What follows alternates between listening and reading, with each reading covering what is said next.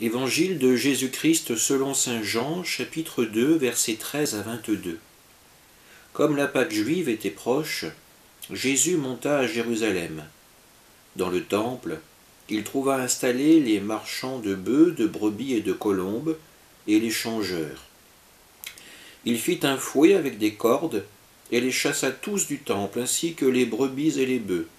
Il jeta par terre la monnaie des changeurs, renversa leur comptoir et dit aux marchands de colombes, « Enlevez cela d'ici.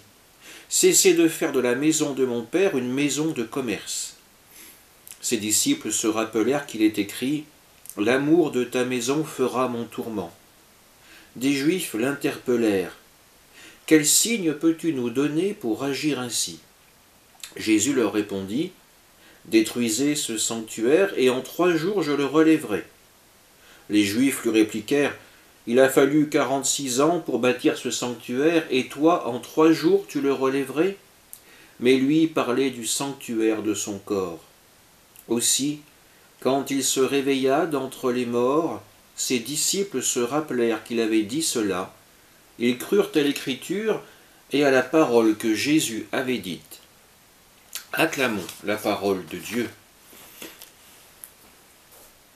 Nous accompagnons Jésus dans sa montée vers Jérusalem à l'occasion de la fête de la Pâque. Sa destination est le temple où il ira prier.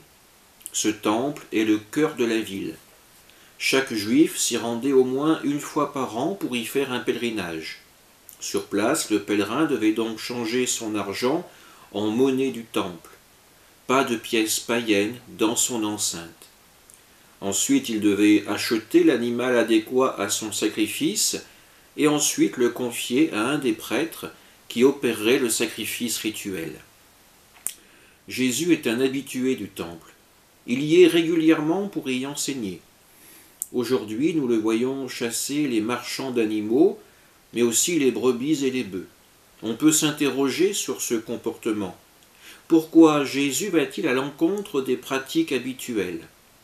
Nous pourrions y voir une volonté de Jésus de manifester que sa présence rend désormais inutile de tels sacrifices.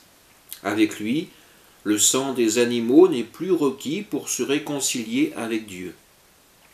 Le pardon de Dieu ne s'obtiendra plus avec le moyen de l'argent, mais demandera du pénitent une véritable conversion du cœur. La maison de son Père ne sera plus le lieu où l'argent sera roi et permettra de tout obtenir.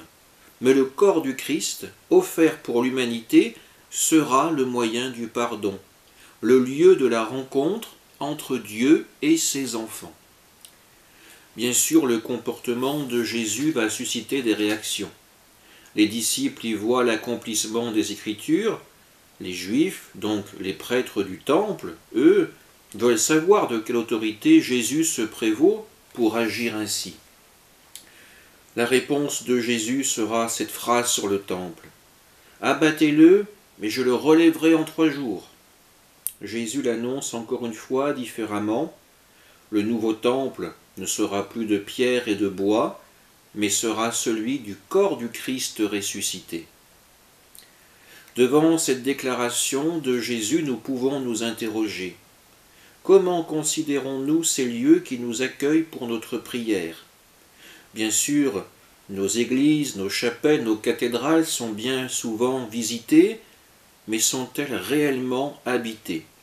Par le Christ, c'est certain, mais par nos prières, peut-être moins. En ce temps de confinement, nos lieux de culte peuvent rester ouverts, du moins à l'instant où cette vidéo est enregistrée. Mais prenons-nous vraiment le temps d'y vivre une véritable prière, d'y rencontrer celui qui nous attend, le Sauveur. Au-delà de la pierre et du bois, faisons la rencontre du Christ. Amen.